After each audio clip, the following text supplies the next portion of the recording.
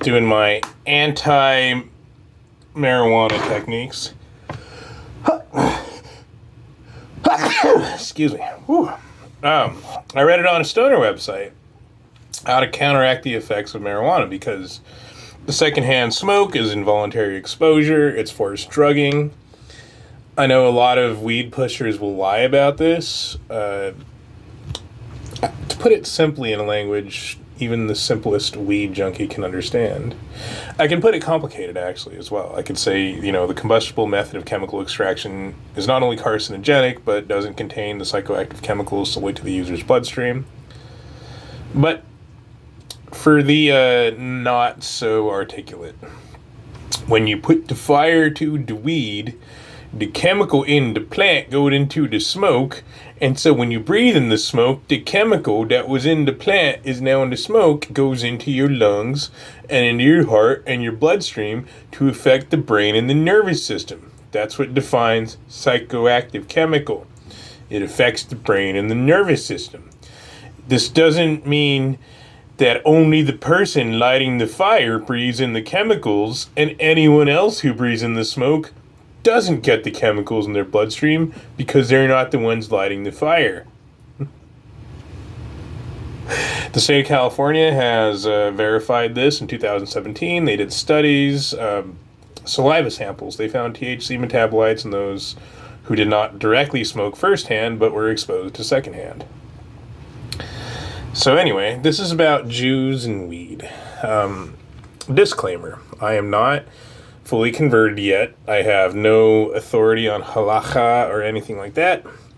This is just my personal observations, objective factual statements, and questions that I've asked rabbis. The rabbis in this course that I'm, trying they are pro-marijuana. But there's other rabbis who are against marijuana. So it's not as simple as saying it's all the Jews and it's just the Jews and, not like a monolithic hive mind.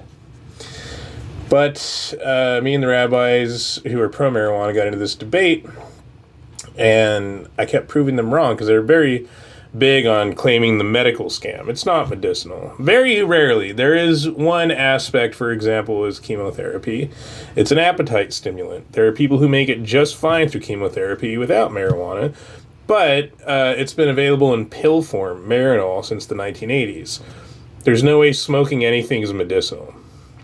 I knew a guy, or I interacted with someone online who told me that he works in Germany in a medicinal cannabis dispensary, and they're giving out lighters with their medicinal cannabis, and that didn't make any sense to him because there's no way smoking anything could be medicinal. It's carcinogenic. It causes cancer. And for those who say, no way, man, weed cures cancer. Yeah, Bob Marley smoked weed his whole life and died of cancer, so clearly you're full of crap. Anyway, so I started, asking him all these questions about, well, I don't really think that... He tried to say that my experience was individual, but this doesn't negate the medicinal effects. Because marijuana activating my schizophrenia caused me to self-inflict 3 amputations in what arguably was a suicide attempt with 70,000 volts of electricity. I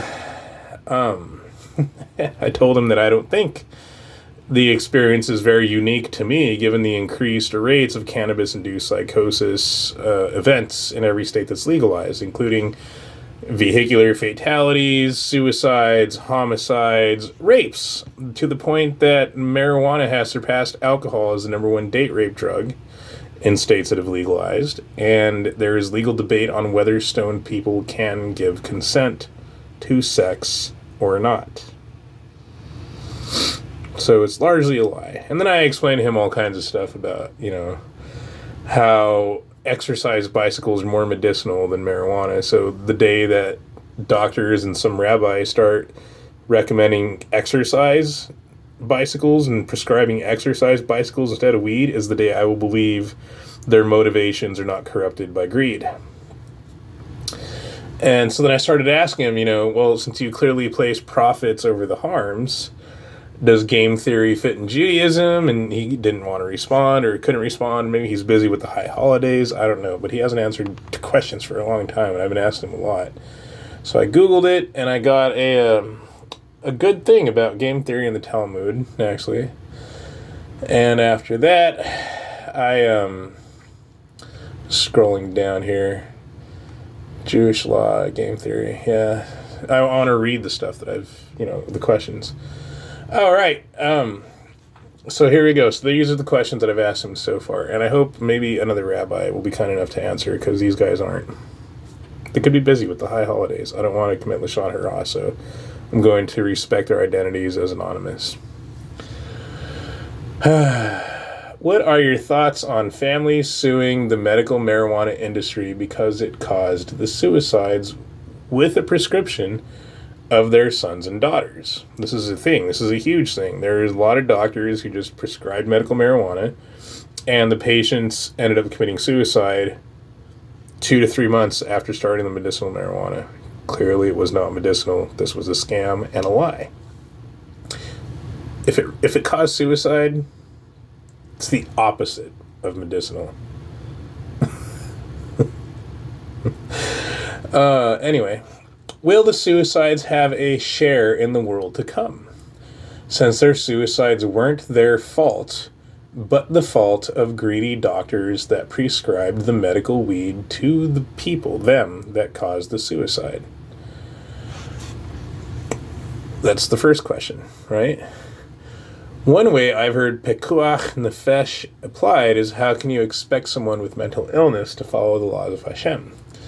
Since their mental illness was caused by the doctor, surely they get into HashMayim rather than Gehinom. Sorry about that. And then there's one story from a heartbroken mother whose son started with the CBD vape cartridges and ended up committing suicide a few months later. That was the only change in his life. Prior to that, he was completely healthy, mentally and physically, his whole life. The changes his marijuana use, CBD, Delta 9, whatever, caused were instant and severe, including withdrawing from everyone. When he is judged by HaShem, will he be given a free pass for believing the lies of the, medical and recreational cannabis pushers? Or will he be punished for not being smart enough to figure out that they were lying to him on his own? And then I asked, Darwin punishes the stupid. Does HaShem? And to that lens of analysis of halachic punishment, if a doctor prescribes a drug as medicinal, knowing the risks and harms associated with it, including suicide, and it causes his patient to commit suicide, does the doctor acquire the sin debt of the suicide?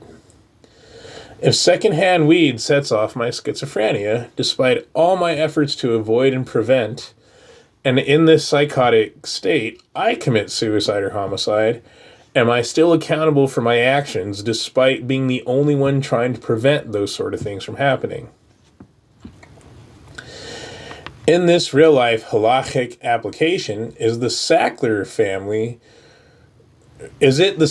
family who gets accountability for all the deaths in the opiate crisis they caused, or the fault of their customers for believing the lies of the drug industry instead of being smart enough to see through the deception? This is different than knowing it was a deception and willingly choosing. So if a rabbi can answer those questions, that'd be great.